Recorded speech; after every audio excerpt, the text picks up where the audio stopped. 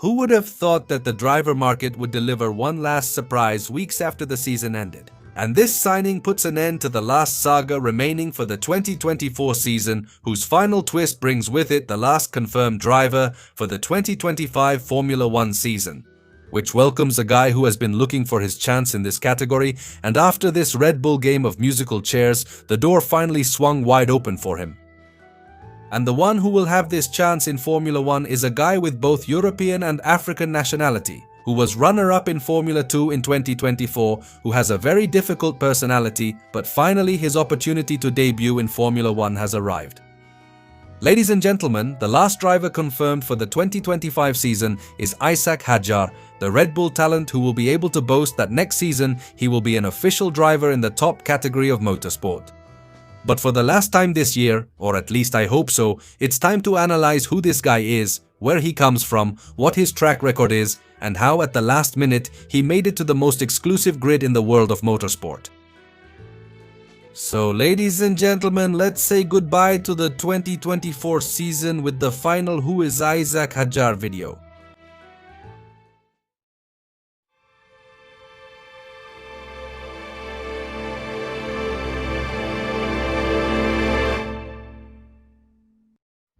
But ladies and gentlemen, before we begin, we have to go through a brief biography of the driver we're going to talk about. And our guy's name is Isack Hadjar, a young man born on September 28, 2004 in Paris, France, who has dual nationality, French and Algerian, although this guy competes under the French license and flag.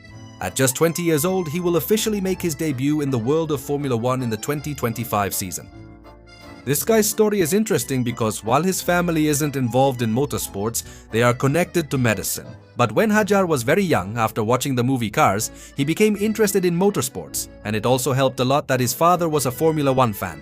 This made Isack know from a very young age that what he wanted to do for the rest of his life was to race fast cars in the future.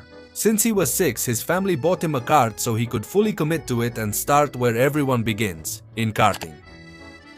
From 2012 to 2018, Hadjar participated in different karting championships, standing out in the Championnat de France, the IAME International Open in the X30 category, and the FIA World Championships. And normally in this section, I share some of the most outstanding results the driver had in this world, but to be honest, I only found some rather modest results, and I couldn't find his karting record. For example, from what I could find, his best result in all of 2018 was a 16th place in the FIA World Championship in the OK Junior category. However, in 2019, he would make the jump to the world of motorsport to participate full-time in a series, which would be the French Formula 4, a junior category supported by the French Federation of Motorsport itself, which is dedicated to finding the best talents to train them in this discipline and then allow them to move up to other disciplines. And in this first year, this guy had a good season, managing to finish his rookie year in 7th place in the driver's standings. During 18 races that year, he won at Spa-Francorchamps, took another podium in Hungary, set a fastest lap, and scored 118 points, finishing 7th in the driver's standings. It wasn't a bad result, but the performance wasn't particularly impressive either. And what would make him return to this series in 2020, where this time he exponentially improved his performances, achieving 3 victories, 8 more podiums, 2 pole positions, and 6 fastest laps throughout the competitive year, which along with the 231 points earned him 3rd place in the driver's standings, behind only the drivers Ayumu and Guzman, Quassa and Rensato. Standing out this season in particular was the consistency he showed, but some retirements and the lack of more victories during the year were what kept him from being able to fight for the Drivers' Championship in the category. However, things wouldn't stop here for 2021. He would compete full-time in the Formula Regional European Championship, a very high-level category that is a step above Formula 4. And in this first season, he did a very remarkable job to finish 5th as a rookie in this very dangerous discipline, where he showed flashes of remarkable talent, like that victory in Monaco, where he displayed a pace far superior to any of his rivals, but it should also be noted that he wasn't as consistent as he was last season in Formula 4. Even so, throughout the year in 20 races, he managed to score points, get 2 victories, 3 more podiums, take a pole position, set 3 fastest laps, and collect 166 points to finish in this overall 5th position. This result is very important for him, especially since the first part of 2021. The French driver was signed by the Red Bull team's talent academy, As always, the drivers they welcome into this academy are mentored and supported by them, so that they stand out in the lower categories of motorsport on their way to racing in Formula 1 if they show talent.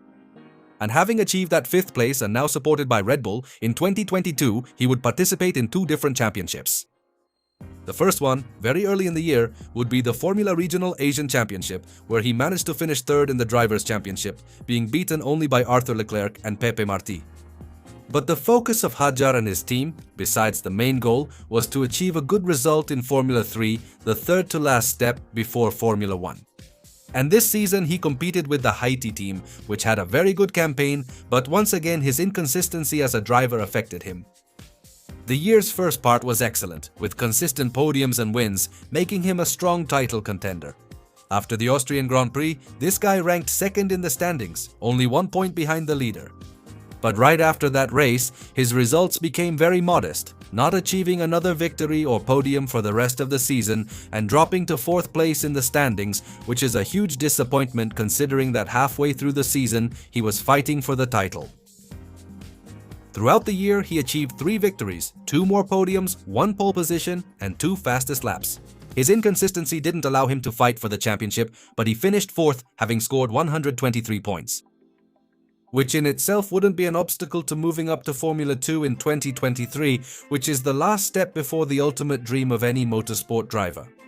During that rise, he competed again with the high-tech team, but his 2023 was quite disappointing and with a lot of bad luck. He suffered many penalties due to accidents or mistakes in the first part of the year, managed to win a race that didn't count for points, and once again his inconsistency hurt him. And so he ended up finishing only 14th in the year, having scored just 1 podium all season in the sprint race at the Austrian Grand Prix.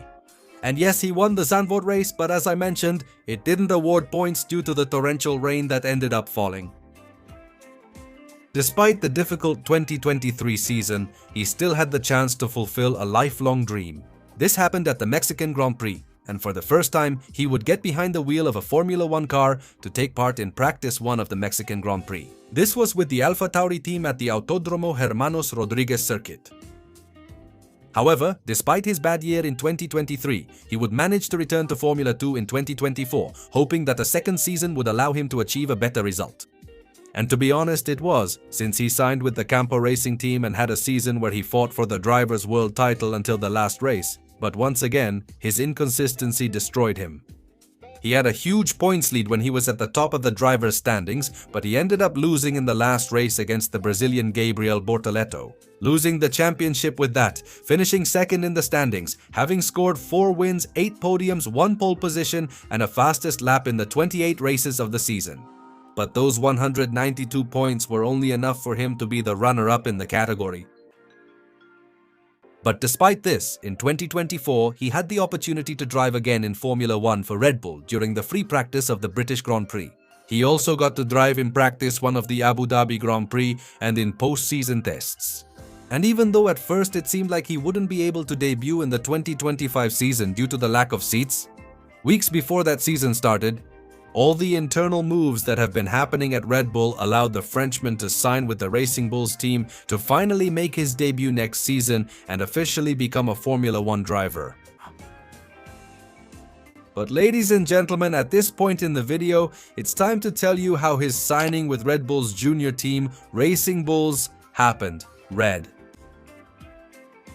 All this movement and the signing of the Franco-Algerian driver was triggered by the departure of Checo Perez, who, after a very complicated 2024 Orientaum das Nam Antati. After negotiations with Red Bull, they have decided to end their contractual relationship, and with that, he will not compete in the 2025 and 2026 seasons. Red Bull once again has the full intention of going back to the Austrian outfit, to a team full of young talents, just like in the old days, making this move with the intention of getting the academy back to developing young talent. And with them, if they show talent, have them debut in Red Bull's main team. They replaced Checo Perez with Liam Lawson, which opened a spot at Racing Bulls. And since Isack Hadjar was the best positioned in the Austrian team's talent academy in 2024, if the intention was to return to the old way of working for this team, the logical thing was to promote him to Formula 1. It's as simple as that. Thanks to the second place he achieved in Formula 2 since his academy rivals simply didn't exist, Hadjar ended up being chosen to replace Liam Lawson, since he's going to drive for the Red Bull team. But anyway, having told you how he made it to Formula 1, it's time for the question we ask about every driver. Does he deserve his place in Formula 1, or did Red Bull simply have no other choice? As always, I'm going to be very honest. I don't think this guy is the next generational talent on the grid, but I don't consider him a bad driver either. And to earn that place in Formula 1, he also had to beat his fellow academy member, who was also his teammate at the Campos team.